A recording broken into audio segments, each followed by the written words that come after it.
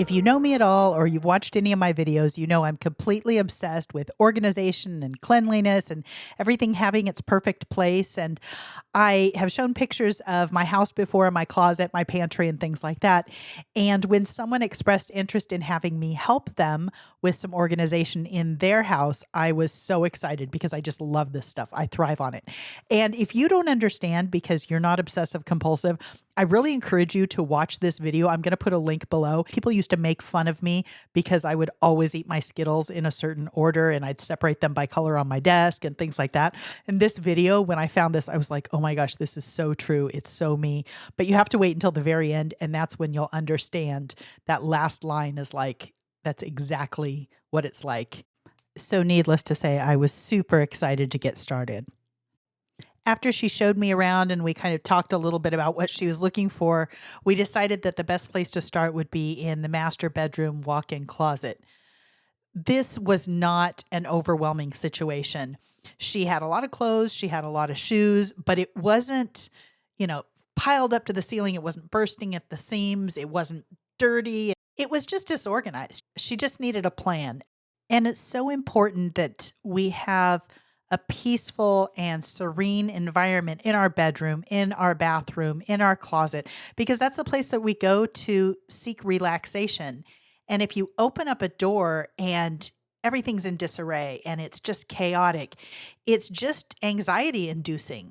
So if you're able to establish an organized environment where there's a place for everything and everything in its place, you're more likely to start seeing your bedroom and your bathroom and your closet as a place that you want to go to, a peaceful place, a happy place, a place that brings, just relaxation and serenity. I started by removing everything from the upper shelf so that I could get that cleaned and start getting some of the shoes up off the floor. As you can see by this before picture, she has a lot of unutilized space up on that upper shelf. We need to be able to use that extra foot and a half of storage area that is just going wasted. One thing I always ask people is, what are their non-negotiables? What can I absolutely not change? Maybe, my socks absolutely have to be here, or just whatever you do, don't move where my robe is. Things like that. And so in this particular case, she had a section of the closet that she wanted to remain, fairly empty, basically for future use. So I needed to keep that in mind when I was reorganizing and try and use the other space as well as I could to make sure that I was able to leave a nice empty space that could be used for the future. So as you can see here, I'm kind of sorting her clothes into color categories. This is not going to be perfect. As I continue to work on the closet, I will continue to refine it and find things that kind of don't go places. Just kind of like it to gently transition from one color to the next. But they're ordered by value. So their saturation. If it's really light, it's on the left and it will slowly get darker as you go to the right. At this point, I've moved everything from the upper part of the closet out into the bedroom. I still haven't tackled all of the things on the floor yet, but I wanted to at least get started deciding what I was going to do with that space up top. The clothes are pretty much organized, but sometimes this can be difficult, and I have a couple of tips that will help place clothes. I like it placed by value because it looks light to dark within each color. There's a lot of patterned items, right? So how do you decide where they go? To determine the value, I tell people squint their eyes, and if something pops out at you, it's in the wrong place. Using my high-tech squint method also helps when you're dealing with patterns. It's got a white background, but there's a lot of blue. Do I put it with the whites? Because it's really a light shirt.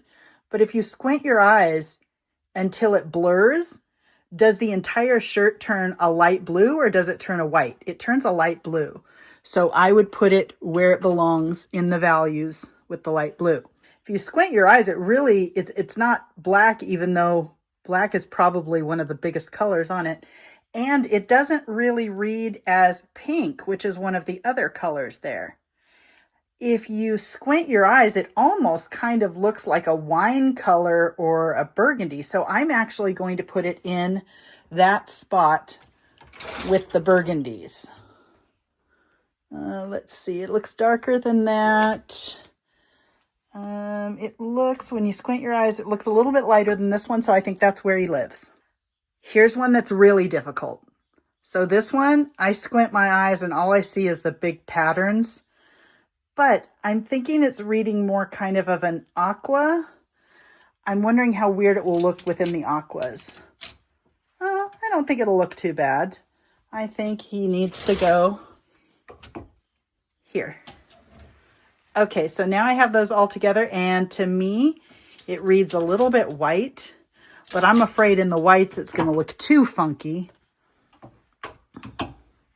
Actually, it doesn't. Maybe if I put it in with the creams and darker colors, I actually think that looks pretty good.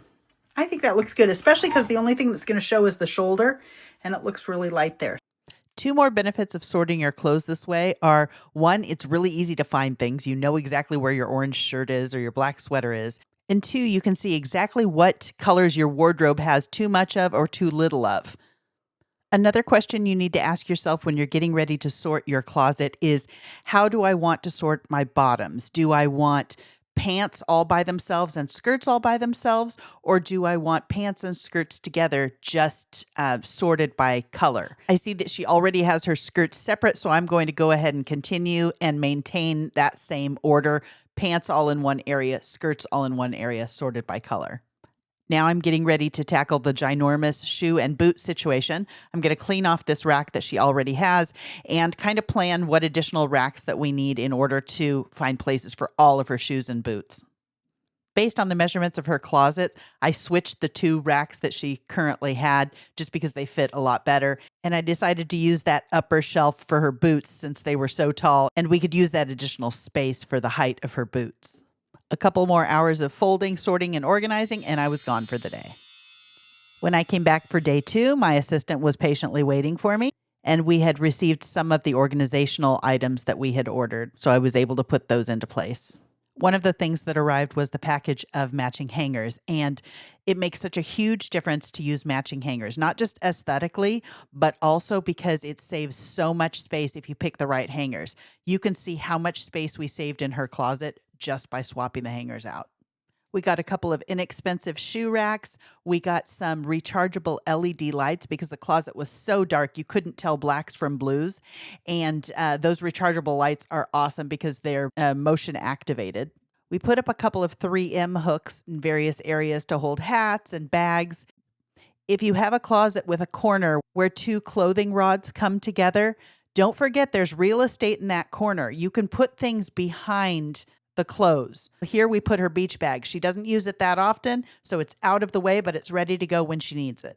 There's a place to hang her scarves so they're not folded up and stuck in a drawer. She can see all the different colors and see what she has available. There's a basket for her slippers. There's a place for her lint roller and her linen spray. A place to hang intimates. Everything is nice and organized. And the thing is, when it's like that, then you want to keep it that way.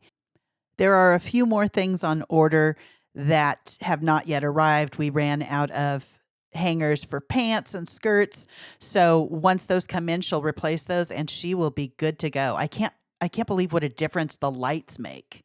And we were able to save a significant amount of her closet that she wanted reserved. And that's going to get even larger once we receive those other space-saving items and we can move some of the additional shoes and boots. On the back of her closet door, she had a wonderful jewelry organizer that I was able to use. As successful as this project was, I was really disappointed because I actually ended up having to fire my assistant. She was caught sleeping on the job, and quite frankly, I think she was under the influence as well. Here's some of the before and after pictures. I hope you enjoy them. Leave some comments, and let me know if you want to be next on my organization list. Actually, stay tuned because following these before and after pictures, I'm going to show you my next project, and I am so excited to get started.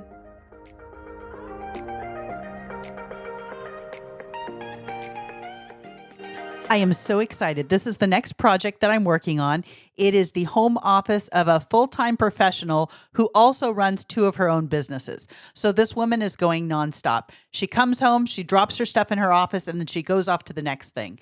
But she has so many projects going on right now that it's just she doesn't have the time to organize. So she needs someone to set up that initial system, put everything in place, and then she can just kind of hit the ground running.